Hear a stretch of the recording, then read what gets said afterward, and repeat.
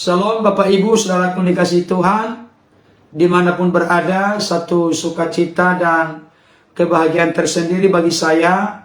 Bapak Ibu Saudara berkenan bergabung untuk kita sama-sama belajar firman. Baik, pada saat ini saya akan bacakan untuk kita firman Tuhan. Mari kita buka bersama Bapak Ibu Saudara. Mazmur 23 ayat 5. Dikatakan demikian. Engkau menyediakan hidangan bagiku di hadapan lawanku. Engkau mengurapi kepalaku dengan minyak. Pialaku penuh melimpah. Bapak Ibu Saudaraku yang dikasihi Tuhan, yang berbahagia adalah setiap kita yang mendengarkan firman Tuhan dan yang memelihara dalam hidup kita hari lepas hari. Tolong kita jangan lupa dengan hal itu. Yang berbahagia adalah setiap kita yang mendengarkan firman Tuhan. Ini pasang telinga, mendengarkan firman Tuhan dan memelihara. Memelihara itu diartikan lain, melakukan dan menaati dalam kehidupan kita hari lepas hari. Itulah orang berbahagia. Jadi kalau ada orang melakukan firman Tuhan tidak berbahagia, itu tidak sesuai dengan firman. Kalau ada orang bersungut-sungut atau bermalas-malasan atau berontak, emosi marah-marah ketika melakukan firman Tuhan, berarti itu tidak sesuai dengan firman. Kenapa tidak sesuai? Karena firman Tuhan berkata yang berbahagia adalah setiap kita yang mendengarkan firman Tuhan dan memelihara dalam hidup kita hari lepas hari. Fokus bahasan kita pada saat ini dari isi firman Tuhan. Engkau menyediakan hidangan bagiku di hadapan lawanku. Ini pengertiannya sangat luas dan mendalam Bapak Ibu Saudara. Saya ulangi. Engkau menyediakan hidangan bagiku di hadapan lawanku. Dari ayat inilah atau dari bunyi kata-kata inilah saya mengangkat satu topik. Allah itu Jehovah Jireh bagi kita. Allah Jehovah Jireh. Bapak Ibu Saudara, ada banyak sebutan-sebutan Allah dalam perjanjian lama. Contoh, Allah yang El Shaddai, artinya Allah Maha Kuasa. El Elyon, Allah yang Maha Tinggi. Jehovah Rafa, Allah yang menyembuhkan. Jehovah Shalom, Allah damai sejahtera. Jehovah Nisi, Panji keselamatan. Dan malam hari ini kita belajar Allah Jehovah Jireh. Allah Jehovah Jireh, Bapak Ibu Saudara, saya mau mengisahkan satu contoh, nanti saya kaitkan ke sini dan kita bahas ini. Dengarkan kisahnya, menarik sekali. Setelah Abraham berumur 100 tahun dan Sarah istrinya berumur 90 tahun, mereka mendapatkan keturunan. Abraham menanti 25 tahun. Tapi dengarkan baik, ketika Ishak itu sudah berusia remaja, Tuhan pun berfirman kepada Abraham, pergilah ke bukit di sana yang akan kutunjukkan kepadamu. Ambillah anakmu yang kau kasihi itu, anakmu yang tunggal satu-satunya, persembahkanlah dia di bukit sana sebagai korban bakaran. Pendek cerita, pagi-pagi benar, Abraham pun pergi ke tempat yang ditunjuk oleh Tuhan, membawa 2 orang pembantunya atau hambanya. Di tengah jalan dia katakan, tinggallah di sini, saya dan anak ini akan pergi ke gunung sana untuk beribadah. Dengarkan baik Bapak Ibu Saudara.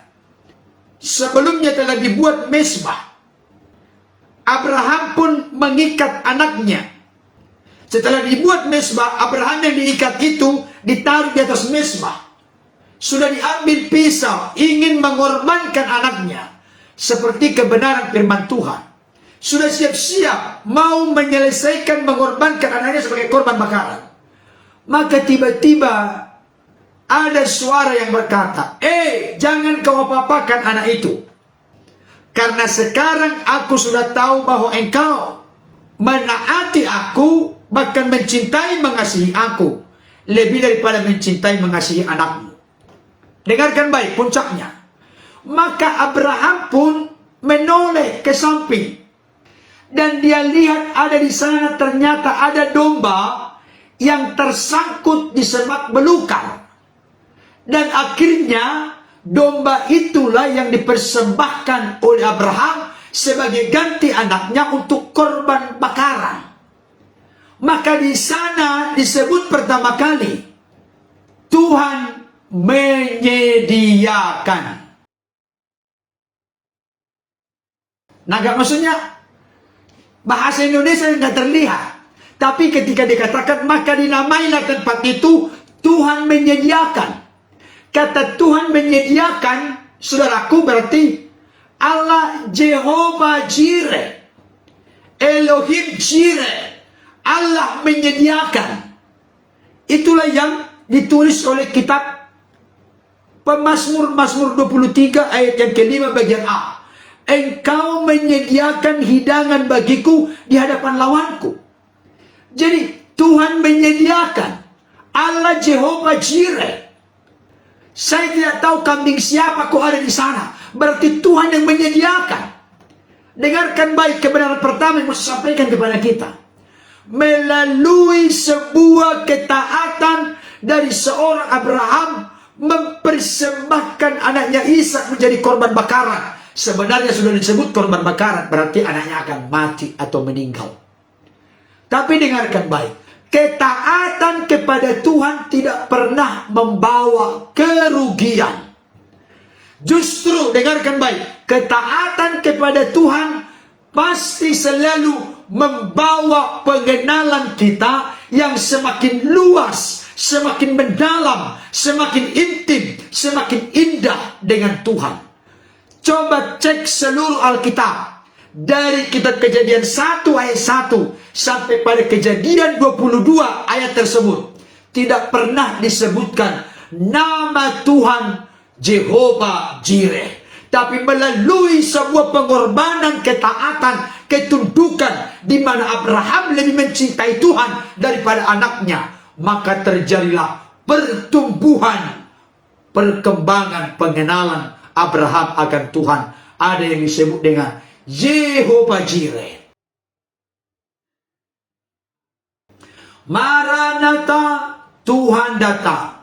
Immanuel, Tuhan serta kita. Jehovah Jireh, Allah menyediakan, Tuhan menyediakan. Itu maksudnya. Saudara dikasih Tuhan. Saya katakan sekali lagi. Mana mungkin di gunung yang terpencil di Bukit Moria seperti itu ada domba yang tersangkut di belukar. Kalau bukan karena keajaiban Tuhan yang menaruh domba itu ada di sana. Tidak mungkin, saudaraku. Saya mau sampaikan kepada kita malam hari ini. Jangan pernah kita tanggung-tanggung. Memang saya tahu saya belum sempurna. Saya masih banyak kekurangan, kelemahan. Bapak Ibu Saudara belum sempurna. Tapi mari kita mencoba membuka hati dan pikiran kita. Bahwa sesungguhnya ketika kita taat kepada Tuhan, yang pertama kita akan bertumbuh dalam mengenal sifat watak pribadi, karya, kuasa, perbuatan, mujizat. Bukan hanya itu, kita akan mengalami penyediaan Tuhan. Katakan bersama, aku dan seisi keluargaku yakin dan percaya bahwa Allah Jehovah Jireh, Allah menyediakan bagi kami. Sekalipun saat ini mungkin sesuatu yang sangat sulit dan sukar, tapi mari kita belajar untuk mengimani kebenaran firman Tuhan. Kenapa? Dasar firman Tuhan jelas. Orang benar bukan hidup oleh melihat, orang benar bukan hidup oleh perasaan, orang benar bukan hidup oleh kenyataan atau realita. Orang benar hidup oleh iman. Amin, Bapak Ibu Saudara.